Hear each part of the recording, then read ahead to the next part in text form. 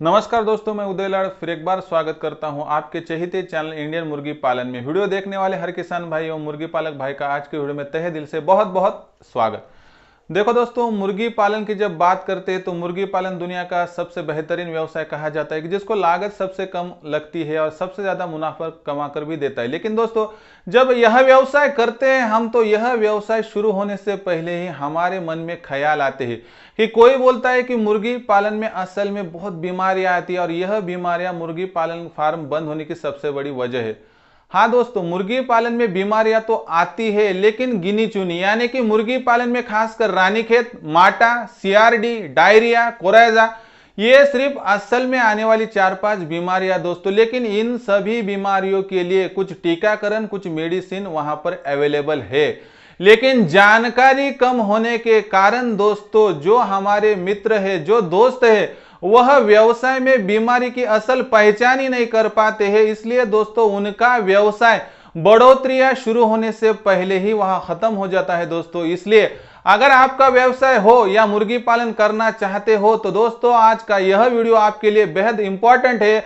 अगर आप यह वीडियो शुरुआत से लेकर अंत तक देखेंगे तो दोस्तों, आपको 100% रानीखेत बीमारी क्यों आती है, इसकी क्या वजह है और इसको क्या रोका जा सकता है आने से पहले। तो हाँ दोस्तों, 100% रानीखेत यह बीमारी आने से पहले भी रोकी जा सकती है। तो इसके लिए सिर्फ आपको यह वीडियो शुरुआत से लेकर अंत तक देखना पड़ेगा।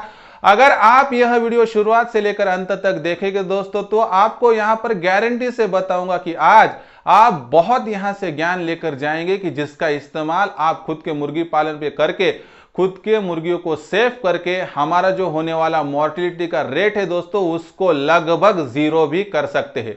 दोस्तों, यह वीडियो शुरुआत से अंत तक देखिए। अगर आपको पसंद आया तो इस वीडियो को लाइक भी करना मत भूलिए। अभी तक नहीं किया होगा तो तुरंत लाइक कीजिए दोस्तों, क्योंकि वीडियो बहुत ही अच्छा होने वाला है। साथ ही में दोस्तों, यह वीडियो हर मुर्गी पालक भाई के लिए बेहद इंपॉर्टेंट है, क्योंकि उसका व्यवसाय बंद होने का सबसे बड़ा रीजन, उसका सॉल्यूशन आज आपके सामने दोस्तों। इसलिए इस वीडियो को शेयर करिए। शेयर करने के लिए personal WhatsApp number, WhatsApp group, Telegram group, Facebook, Insta पर लिंक भेज दीजिए, वीडियो भेज दीजिए, शेयर कर दीजिए, सेंड कर दीजिए दोस्तों।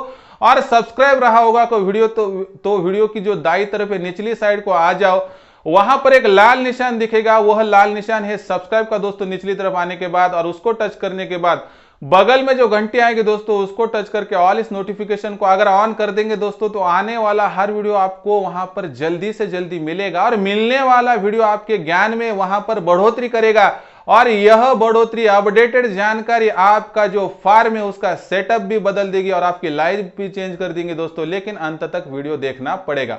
और कुछ सवाल आपके मन में आते हैं, कुछ ख्याल, कुछ बातें समझ में नहीं आती होगी दोस्तों, तो कमेंट सेक्शन तो है ही, वहां पर जाइए, कमेंट्स भेजिए। आपके आने वाली हर कमेंट्स का जवाब आपको आने वाले जो हमारे वीडियोज है उनके माध्यम से दिया जाएगा दोस्तों। लेकिन आखिर तक वीडियो देखिए, कमेंट्स कीजिए, बस इतनी आपसे विनती है।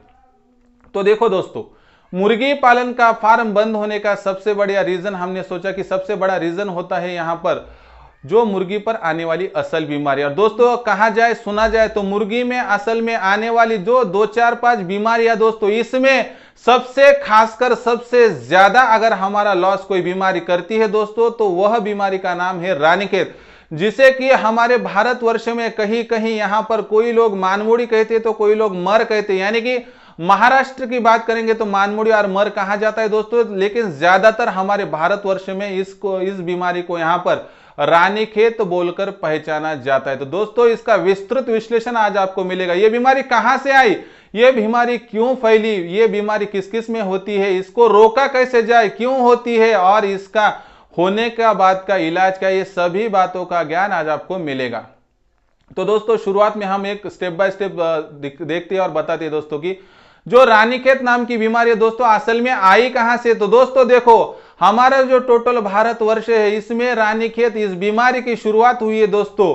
इस बीमारी का जो असल नाम ही इसको यहाँ पर जो मिला है दोस्तों, तो यह उत्तराखंड जो स्टेट है, राज्य दोस्तों, उसमें रानीखेत नाम का एक छोटा सा शहर है दोस्तों, उस पर यहाँ पर जो बीमारी है इसका पहला वायरस मिला था। यानी कि वहां पर इस बीमारी की जड़ थी दोस्तों, यानी कि इस पहाड़ी जिले में यहां पर हमें पहला जो विस्तृत विश्लेषण करेंगे दोस्तों, तो जो पहला वायरस है दोस्तों वहां पर मिला था, यानी कि हम यह कह सकते हैं कि रानीखेत इसको नाम मिलने की सबसे बड़ी वजह, क्योंकि यहाँ रानीखेत यह छोटा शहर जो है, जो कि उत्तराखंड में वहां पर स्थापित है, वहां से इस बीमारी की शुरुआत हुई थी।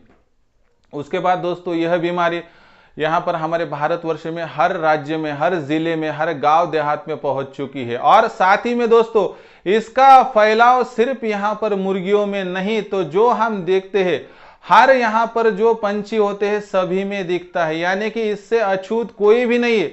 जो कुछ बर्ड्स है, जो कुछ यहाँ पर पंछी, हर पंछी में यही जो बीमारी है दोस्तों लगभग सबसे ज्यादा मॉर्टिलिटी का यानी मृत्यु का कारण भी बनती गई है दोस्तों। अब देखते हैं दोस्तों कि बीमारी हमें समझ गई कि रानीखेत छोटे शहर से आ गई, लेकिन इस बीमारी को हम वहां पर पहचानेंगे कैसे, ये तो अगले इसमें देखेंगे दोस्तों। लेकिन यह बीमारी क्यों आती है ये पहले जान लेते हैं।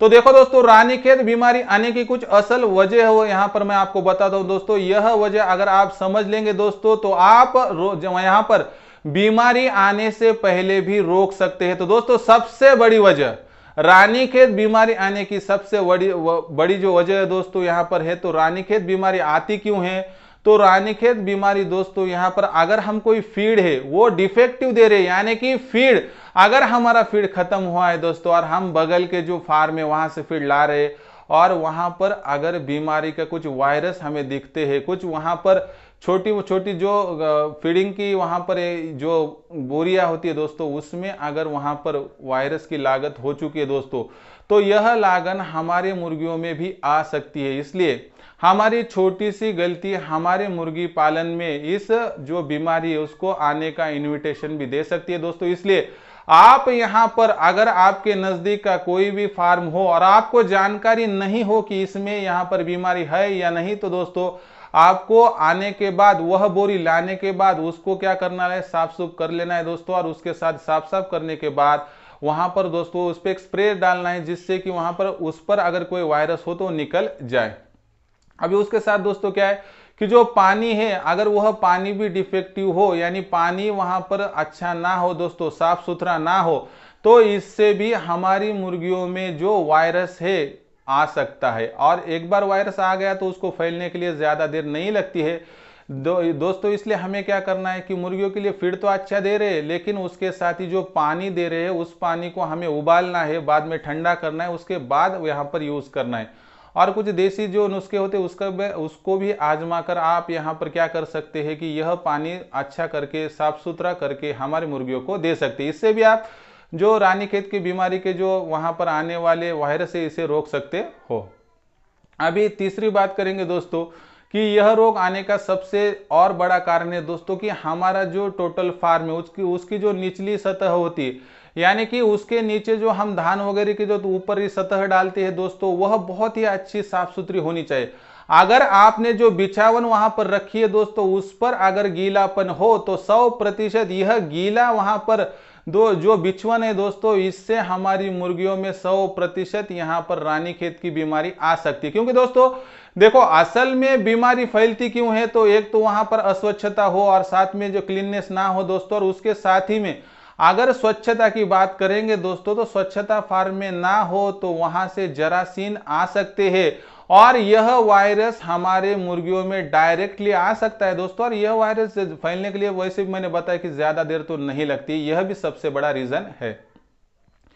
चौथी बात दोस्तों कि यहां पर अगर आप जो फार्म है वहां से 100 मीटर के अंदर अंदर अगर दूसरा फार्म हो और वहां पर अगर इस बीमारी के कुछ जाने पहचाने हुए सिम्टम्स दिखाई दे तो दोस्तों 100% हवा के माध्यम से भी यह बीमारी हमारे फार्म तक आ सकती है।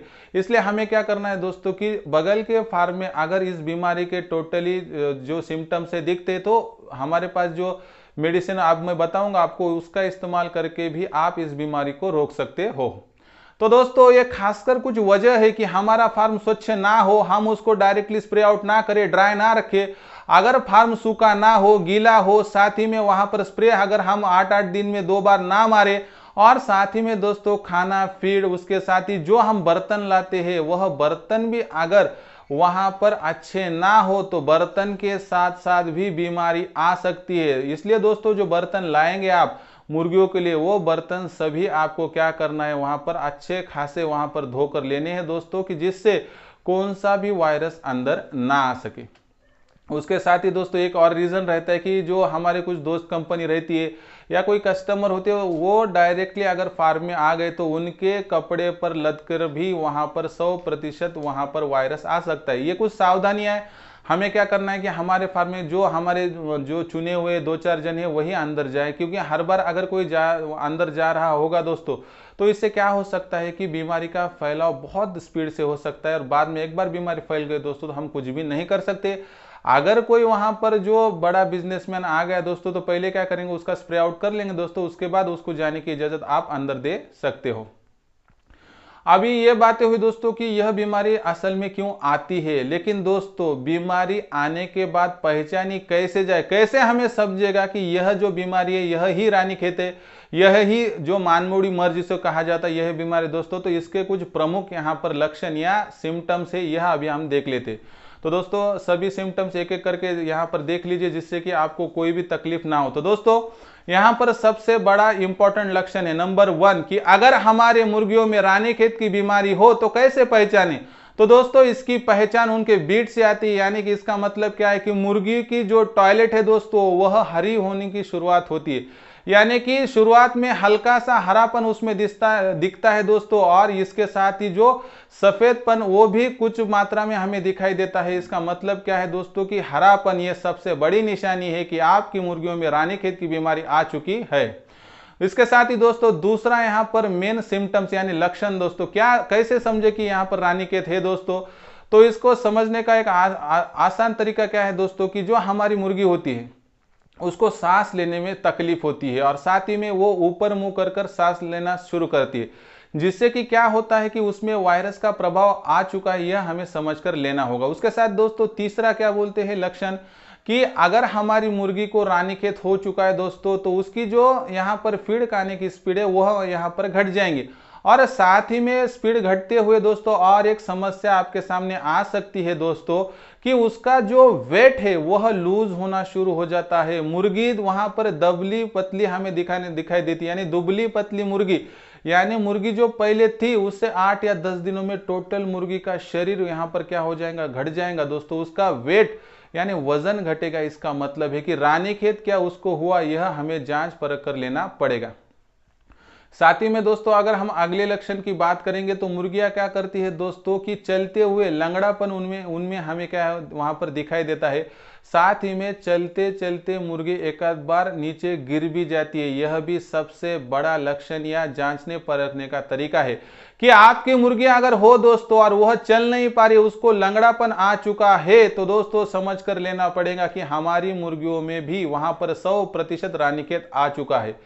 कभी कभी मुर्गियों में जो सिर होता है दोस्तों, ऊपरी सतह होती है मुर्गे के ऊपर की, तो उसको भी कालापन आ जाता है, यह भी सबसे बड़ा लक्षण या सिम्टम्स कहा जाता है। उसके साथ ही दोस्तों पहचानने का और एक तरीका है कि मुर्गी अगर अंडा देते हुए, अंडा देने के बाद जो दिन ब दिन जो अंडे देती है वह अंडे सख्त की जगह नरम निकलने शुरू होते हैं। इसका मतलब क्या है कि असल में मुर्गी का जो अंडा होता है दोस्तों, उसकी जो ऊपरी सतह होती है वो कड़क होती है, सख्त होती है, लेकिन मुर्गी को अगर रानीखेत की बीमारी हो गई तो यह जो ऊपरी सतह होती है वो सख्त की बजाय कड़क की बजाय दोस्तों वहां पर लूज आउट होती है और नरम हो जाती है दोस्तों, और इसका मतलब है कि हमारी मुर्गी को रानीखेत यह बीमारी हो चुकी है। इसका मतलब है दोस्तों कि रानीखेत ऐसे पहचाना जाता है। और साथ ही में दोस्तों कभी कभी मुर्गियों में बुखार आती है, उसका टेम्परेचर बढ़ जाता है, ये साधारण लक्षण भी हमें दिखाई देते हैं। और साथ ही में दोस्तों जो रानीखेत होने के बाद ये सांस में लेना तकलीफ होना, ये तो बातें है, लेकिन अगर हमारी मुर्गी जो खुद की गर्दन है वह अच्छे से ना घुमा रही हो और उसकी गर्दन एक साइड को जा रही हो, या वो पिछली तरफ अगर गर्दन वहां पर खींच के ले रही हो दोस्तों, तो समझ कर लेना चाहिए कि हमारी मुर्गियों में 100% रानीखेत यहाँ पर जो बीमारी आ चुकी है दोस्तों। इसलिए आप समझ चुके होंगे कि अगर हमारी मुर्गी वहां पर टॉयलेट हरी कर रही है, अगर हमारी मुर्गी यहाँ पर गर्दन अच्छे से नहीं हिला रही, एक तरफ ही उसकी गर्दन जा रही है, या हमारी मुर्गी में वहां पर असल में सांस लेने में तकलीफ हो, या उसके साथ उसका जो अंडा देने की स्पीड कम हो चुकी है, अंडा नरम दे रही है, खाने की स्पीड घट चुकी है, और वो फीड जो खा रही है दोस्तों वो फीड खाते हुए पतली ब्रीड भी कर रही है, और ब्रीड का रंग अगर वहां पर हरा हो, तो समझ कर लेना पड़ेगा कि हमारी मुर्गी में 100% यह बीमारी आ चुकी है दोस्तों। लेकिन बीमारी आए ही नहीं, इसलिए क्या करना है यह अभी बताता हूं दोस्तों। इसलिए घबराओ मत कि बीमारी है, लक्षण है, पहचान चुके हैं, लेकिन आने से पहले क्या करना है और बीमारी आने के बाद क्या करना है, यह भी अब हम क्या करते हैं विस्तार से समझ कर लेते हैं। तो दोस्तों एक तो बात है कि यहां पर बीमारी आने से पहले रोकी जाए तो वो तो सबसे अच्छी बात है, क्योंकि लाख बातों की 100 बातों की एक ही बात है कि बीमारी आने ही ना दे, यानी कि हम हमारे फार्म को सेफ रखें दोस्तों। तो हाँ, यह मुमकिन है रानीखेत इस बीमारी में। तो हम क्या कर सकते हैं कि इस बीमारी को आने से पहले भी रोक सकते हैं। किस तरह से रोक सकते हैं? तो दोस्तों आपको पता है कि बीमारी के 2 तरीके हैं। एक तो ये जो बीमारी है हमें समझ कर लेना पड़ेगी किस किस पर आती है दोस्तों। तो चूजों पर यह बीमारी ज्यादातर पहले 10 दिनों में आती है, और खासकर जो बड़ी मुर्गियां हैं वहां पर सीजन चेंज होने के जो वहां पर मौसम है उसके दरमियान यह बीमारी आती है। इसका मतलब है दोस्तों, चूजों की बात करेंगे तो चूजों में हम टीकाकरण कर कर भी इस बीमारी का सोल्यूशन निकाल सकते हैं। अगर सोल्यूशन की बात करेंगे दोस्तों तो यहां पर सोल्यूशन बेहद ही आसान है। हमें क्या करना है कि 10 दिन तक अगर हमने टीकाकरण कोई भी नहीं किया तो बीमारी 100% आना वहां पर लगभग आएगी। यह बात यहां पर हमें क्या करना है दोस्तों, 100% पकड़कर चलने की। अगर हमने 10 दिनों में कोई भी टीकाकरण नहीं किया तो वहां पर 100% बीमारी आएंगी। लेकिन दोस्तों यहां पर एक तो छठे या 7वें दिन हमें 100% लासोटा जो वहां पर टीका है उसका टीका देना है दोस्तों। और अगर चूजों की बात करेंगे दोस्तों तो 6वें दिन, उसके साथ 18वें दिन और 48वें दिन 100% हमें यहां पर क्या करना है, यह लासोटा का टीका देना है। पहला 6वें दिन का जो टीका होगा दोस्तों वह टीका डायरेक्टली आंखों में 1 बूंद देने की है दोस्तों।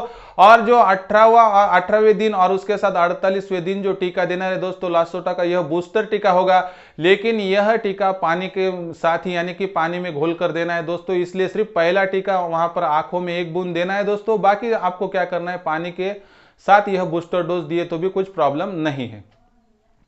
अभी उसके साथ दोस्तों चलो हमने लासोटा कर लिया, कुछ दिक्कत नहीं है। यहाँ यह दिक्कत तो खत्म हो गई दोस्तों मुर्गियों की, लेकिन असल में मुर्गियों की चूजों की दिक्कत भी खत्म हो गई। तो मुर्गियों में क्या करना है दोस्तों कि सीजन जब चेंज होता है 15 अक्टूबर से लेकर 15 नवंबर, 15 जनवरी से लेकर 15 फरवरी, 15 मई से लेकर 15 जून, इन 30 दिनों के गैप में आपको वहां पर एक तो R2B स्टेटन इंट्रामास इंजेक्शन देना है। साथ ही में अगर आप वहां पर जो इलाज है लासोटा वैक्सीनेशन का यह कर देंगे दोस्तों तो आप वहां पर 100% सेफ हो सकते हैं। लेकिन साथ ही में दोस्तों यहां पर एक बात ध्यान में रखनी चाहिए कि हर 60 दिन में अगर आप लासोटा का टीका देते रहेंगे और हर 4 महीने में अगर आप R2B का टीका देते रहेंगे दोस्तों तो आपके फार्म में रानीखेत यह बीमारी आ ही नहीं सकती।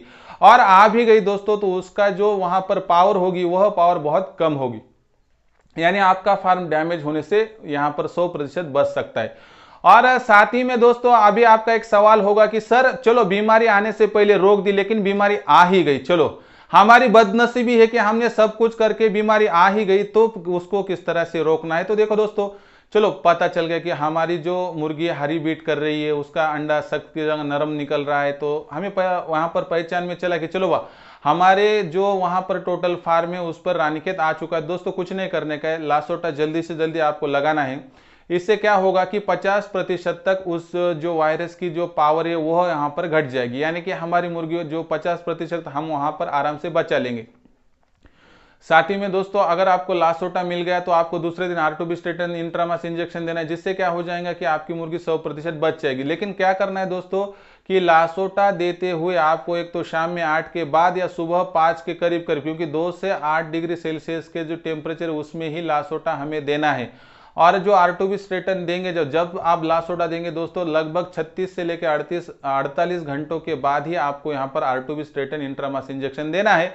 और साथ ही में समझो एक आध यहाँ पर जो मेडिसिन नहीं मिल रहा तो आप F1 का भी ट्राई आउट कर सकते हैं दोस्तों। तो खासकर बीमारी होने से पहले हर 60 दिनों में यहाँ पर लासोटा आपको 60 दिन में इस्तेमाल करना है, हर 120 दिन में R2B स्टेटन इंट्रामास इंजेक्शन, और बीमारी होने के बाद लासोटा 48 घंटों के बाद आर्टोपिस्ट्रेटिन इंट्रामास इंजेक्शन, और अगर मेडिसिन नहीं मिल रहा हो तो F1 का भी इस्तेमाल करके आप 100% यहाँ पर जो रानीखेत बीमारी इसको आने से पहले भी रोक सकती है, आने के बाद भी रोक सकते हो।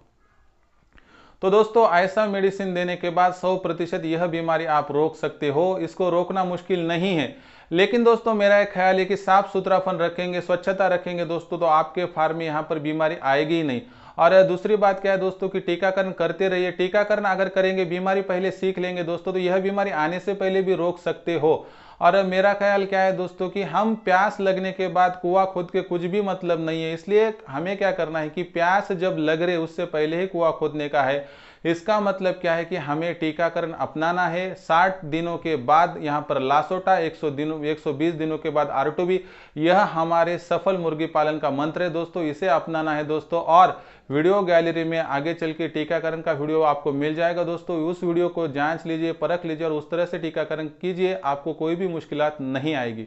तो दोस्तों आपको आपके फार्म के लिए शुभकामनाएं, बेस्ट ऑफ लक दोस्तों। और साथ ही में एक बात है दोस्तों कि मुर्गी पालन मुश्किल नहीं है, हम उसको मुश्किल बनाते हैं। बीमारी अगर हम समझ लेंगे और समय समय पर टीकाकरण और व्यवस्थित उपचार देंगे दोस्तों, तो 100% हम यहाँ पर जो सफल मुर्गी पालन यहाँ पर करने के लिए अग्रसित हो सकते हैं दोस्तों। इसलिए सफल मुर्गी पालक बनना चाहते हो तो टीकाकरण अपनाओ और बीमारी आने से पहले पहचान कर उसका इलाज निकाल लो, आप 100% सफल मुर्गी पालक बन सकते हो।